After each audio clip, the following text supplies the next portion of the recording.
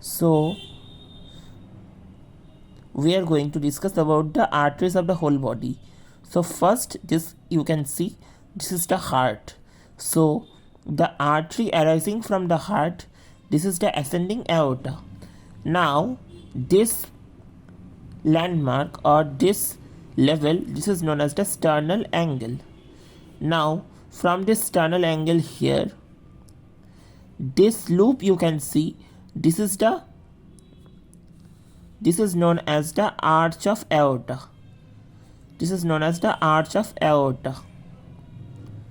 Now from this arch of aorta we have three branches. So this is our left side and this is our right side. So this is our arch of aorta. So on the right we have a branch. This branch, this is known as the brachio. This is known as the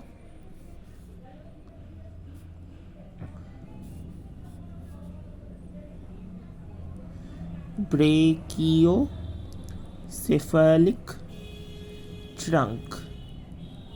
Why is it called the brachiocephalic trunk? See, this is a trunk, means it consists of two arteries. One artery is going towards the arm, that is the brachium, and the other towards the head. That is why it is called brachiocephalic trunk. So this is the brachiocephalic trunk, giving two divisions. Now this artery, this is the right subclavian. Subclavian means beneath the clavicle. It is under the clavicle. That is why it is known as subclavian. Now this bony landmark, as you can see, this is the nothing but the first rib. This is the first rib. So from the outer border of the first rib, this artery which you can see, this is the right axillary artery. This is the right axillary artery. Now this juncture, as you can see, this is nothing but this is the teres major. So this is the teres major. So this is the teres major muscle. Now after crossing the lower border of the teres major, the axillary artery, it becomes the brachial artery. So this is on the right side. So this is the right brachial artery. Now this bony point, as you can see, this bony point, it is the, this is known as the neck of radius. On the lateral side of the forearm we have a bone which is known as the radius. So on the lateral side we have a bone called radius. So this is the neck of the radius, also known as the radial tuberosity. So at this point, this brachial artery divides into a medial artery called as the ulnar artery and also a lateral part which is known as the radial artery.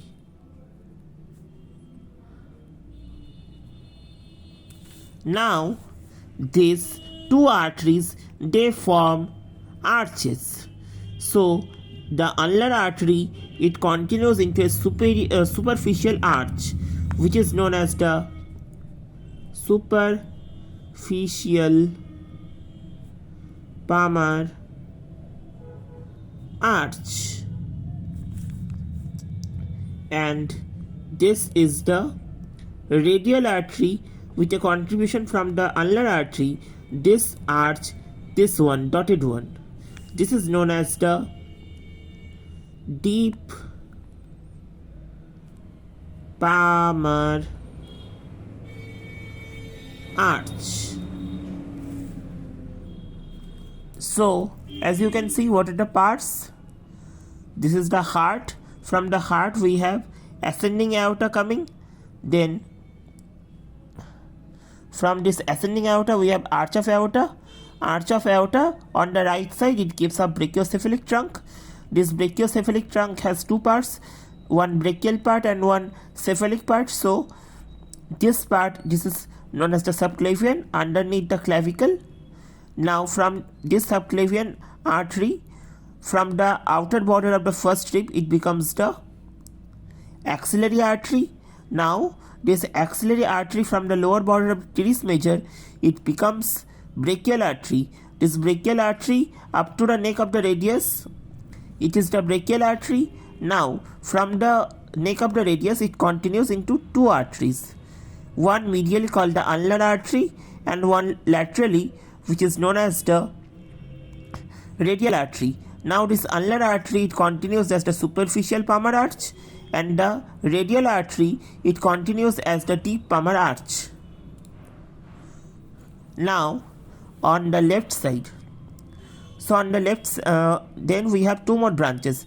This middle branch, this is known as the left common carotid, and this branch is known as the right subclavian.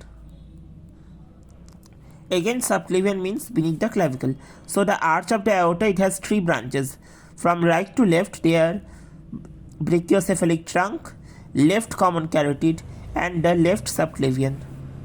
Sorry, this is the left subclavian. Now this left subclavian, from the outer border of the first rib, it becomes left axillary artery. Now this is the teres major. So from the outer border of teres major, this becomes the left brachial artery. Left brachial artery. Now again, this left brachial artery from the neck of radius.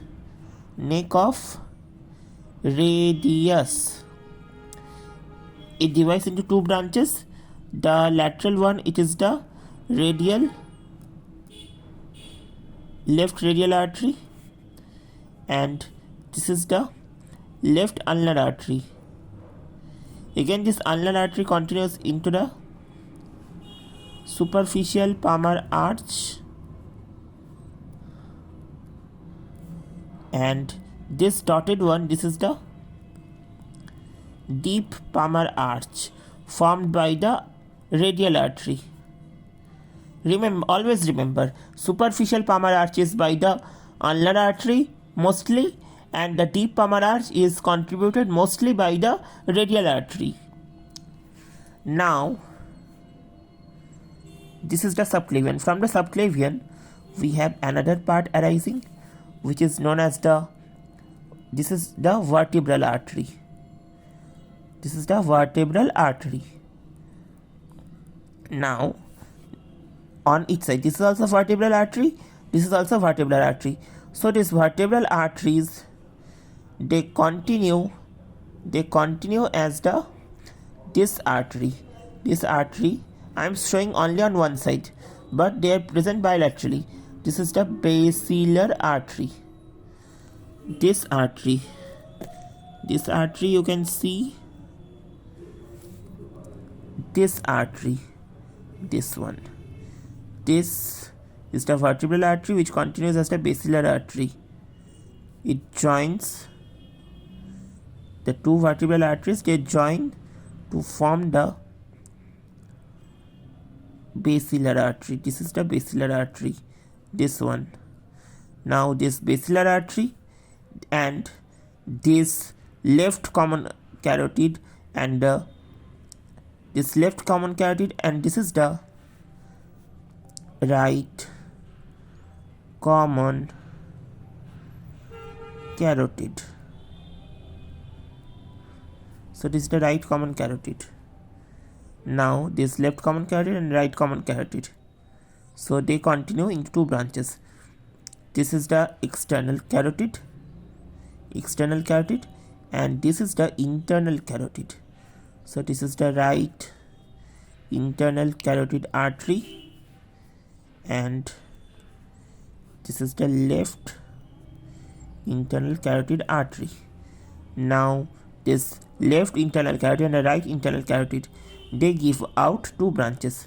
This is the anterior cerebral artery and this is the middle cerebral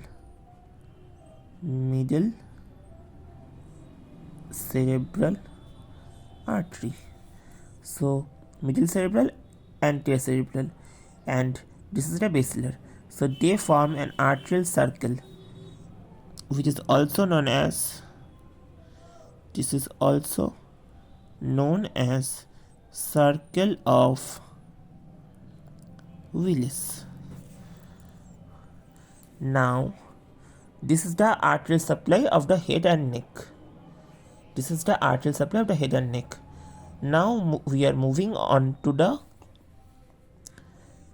thorax and abdomen part. So this arch of aorta,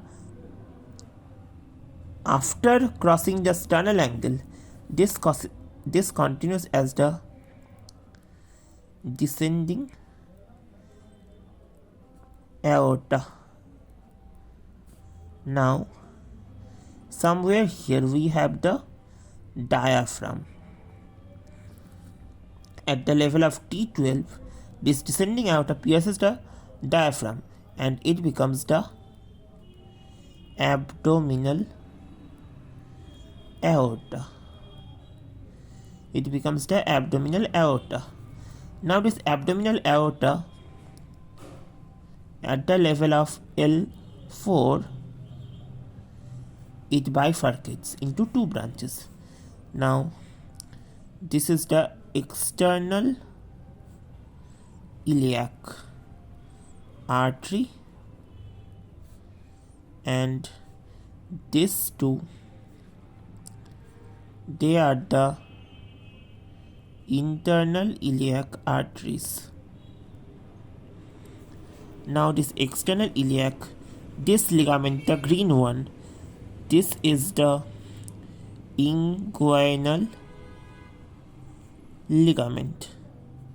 We have a muscle in the abdomen which is known as external oblique. The aponeurosis of external oblique, it modifies to form this ligament called the inguinal ligament.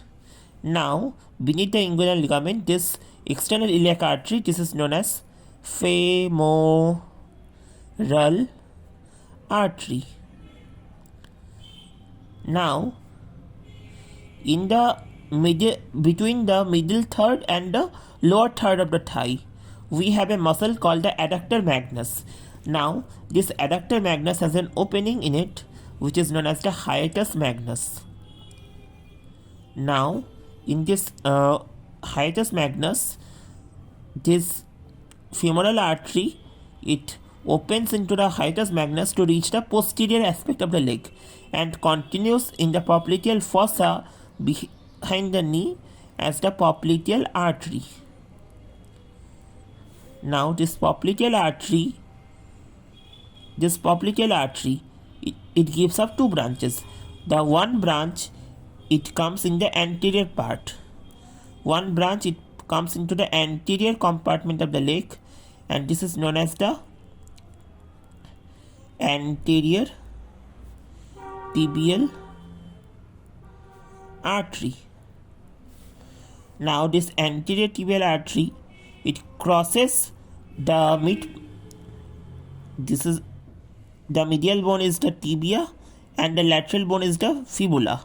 So they contain a bony projection which is known as the malleolus. So tibia and fibula, they have malleolus. So if we draw a line connecting the two malleolus, so this is the line connecting the two malleolus. So at this point the anterior tibial artery becomes the dorsalis pedis artery. So this anterior tibial artery, it continues as the dorsalis pedis. Now posteriorly, this popliteal artery continues as the posterior tibial artery. Now this posterior tibial artery, it gives a lateral branch which is known as the peroneal artery. Because the lateral compartment, it is also known as the peroneal compartment. Thank you.